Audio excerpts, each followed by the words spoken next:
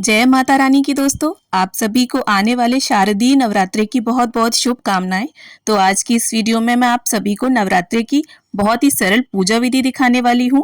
तो देखिए, आज के टाइम में सभी वर्किंग हैं, चाहे लेडीज हो या जेंट्स। समय की कमी सबके ही पास हो गई है और कई लेडीज ऐसी हैं जो हाउस वाइफ्स हैं, उनके बच्चे छोटे हैं या जो स्टूडेंट्स हैं घर से बाहर रह रहे हैं और समय की कमी और सुविधाओं के अभाव के कारण विस्तृत रूप से नवरात्रि की पूजा नहीं कर पाते हैं।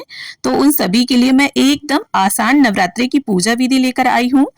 तो देखिए, नवरात्रि के प्रथम दिन स्नान आदि से निवृत्त होकर या तो आप इस पूजन को अपने घर के मंदिर में भी कर सकते हैं अगर स्पेस है तो, और अगर जगह नहीं है तो देखिए इस प्रकार से आप एक साफ सुथरी जगह को चुन लें और गंगा जल के छींटे मारकर जगह को थोड़ा साफ करके पवित्र कर लें। इसके बाद आप चौकी, पटा या स्टडी टेबल पर लाल या पीले रंग का वस्त्र बिछा लें। वैसे माता रानी के पूजन में लाल रंग का विशेष महत्व होता है, तो यहाँ पर मैंने पटे को बिछाकर उसके ऊपर लाल रंग का वस्त्र बिछा लिया है। और देखिए, अब इसके बाद हमें अक्षतों का आसन देना है। तो आप अक्षतों का आसन भी दे सकते हैं और अक्षतों की जगह पर फूल भी बिछा सकते हैं। और इसके बाद हमें दुर्गा माँ का एक फोटो चाहिए होगा। तो आप दुर्गा माँ की फोटो या मूर्ति, जो भी स्वरूप है आपके पास, आप उन्हें विराजमान कर सकते हैं। तो यहाँ इस फोटो में दुर्गा माँ के 9 स्वरूप भी बने हुए हैं, तो इस प्रकार से हम अक्षतों के ऊपर उन्हें विराजमान कर लेंगे।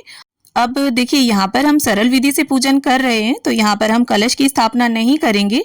हम एक पीतल का, तांबे का या मिट्टी का बर्तन लेंगे और उसके ऊपर स्वास्तिक बना लेंगे गणपति जी के स्वरूप में और उसके कंठ पर मोली बांध लेंगे। और अब इस लोटे के अंदर हम गंगा जल मिश्रित शुद्ध जल भर लेंगे कंठ तक। और इसके बाद हमें एक पूर्ण पात्र तैयार करना है। देखिए, यहाँ पर एक पीतल की प्लेट ली है मैंने, उसके ऊपर अक्षत डाल लिए हैं। आप जौ भी रख सकते हैं, गेहूं भी रख सकते हैं। अब इन चावलों के ऊपर देखिए, या तो आप नॉर्मल सिक्का रख लें, अगर चांदी का है तो चांदी का रख सकते हैं, वरना वैष्णो माता में जो सिक्के मिलते हैं आप उन्हें भी स्थापित कर सकते हैं। अब थोड़े से अक्षत डालकर इनके ऊपर हम जल से भरा हुआ लोटा स्थापित कर देंगे। अब देखिए, 9 दिनों तक माता रानी को और इस जल से भरे हुए कलश को हमें बिल्कुल भी हिलाना डुलाना नहीं है। अब इसके बाद देखिए, यहाँ पर एक पीतल की प्लेट पर फूलों का आसन देते हुए हम धूप दीप को प्रज्वलित करके रख लेंगे।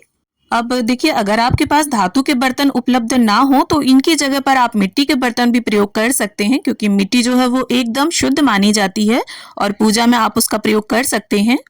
अब गंगा जल और फूल की सहायता से स्नान की भावना से हम सभी को छींटा दे देंगे और चौकी का भी पवित्रीकरण कर लेंगे।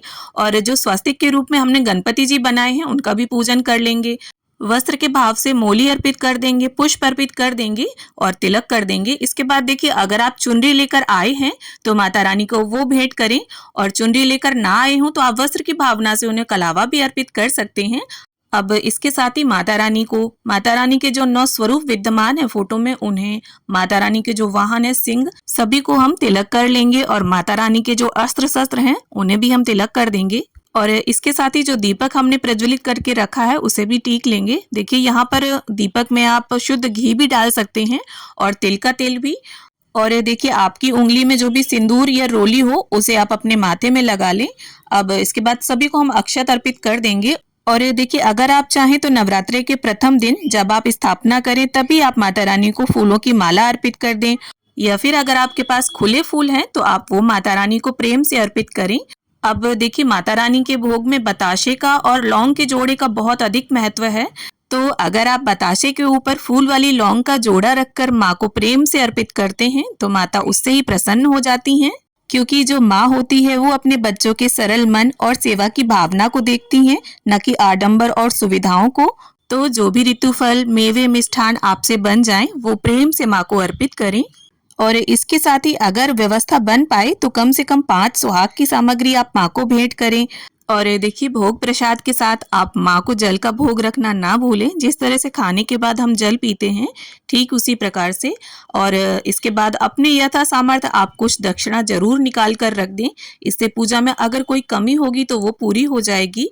और ये दक्षिणा और सुहाग की सामग्री आप पहले दिन या अष्टमी नवमी के दिन भी अर्पित कर सकते हैं। इसके बाद जो हमने दीपक प्रज्वलित किया था उसी से हम गणपति जी की, माता रानी की प्रेम पूर्वक आरती उतार लेंगे। देखिए, अगर आपको इस दिए से आरती करने का मन ना हो तो आप अलग से दीपक लगाकर भी आरती कर सकते हैं। अब देखिए, जिस तरह कलश स्थापना का नवरात्रि में बहुत महत्व होता है, उसी तरह हवन का भी बहुत ज़्यादा महत्व होता है। तो हम यहाँ पर हवन नहीं कर रहे हैं, खाली हमें एक कपूर जलाना है और उसके ऊपर घी में डूबी हुई एक लौंग का जोड़ा अर्पित करना है।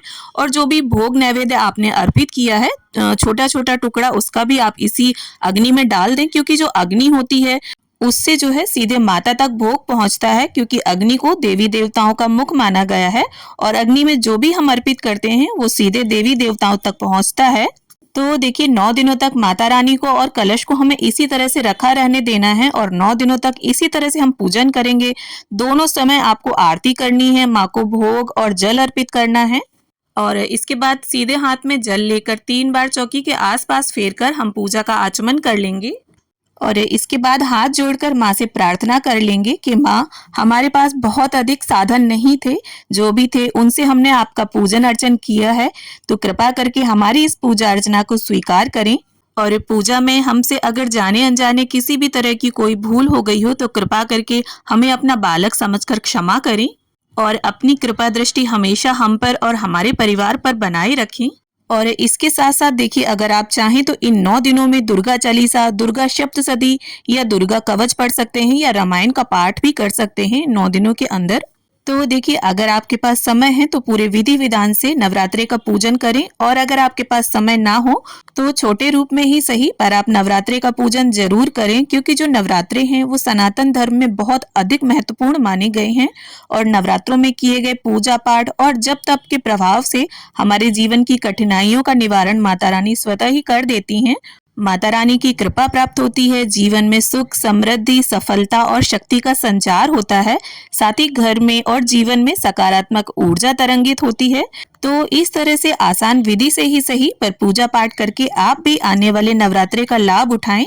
और वीडियो अगर आपको थोड़ी भी अच्छी लगी हो तो इसे लाइक करें, शेयर करें।